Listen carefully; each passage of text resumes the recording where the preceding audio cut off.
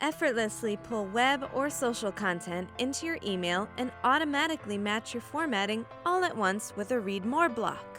It's an easy way to save you time, create emails based on mobile best practices, and drive traffic to your website.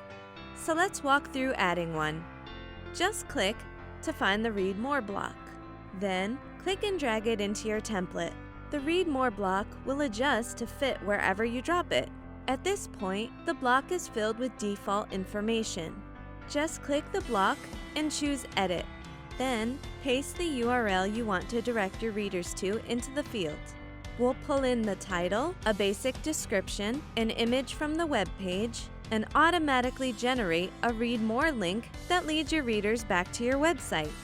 You can edit the text and choose from image options if needed. When you're done, click Insert. And that's all it takes to highlight specific web content in your emails with the Read More block.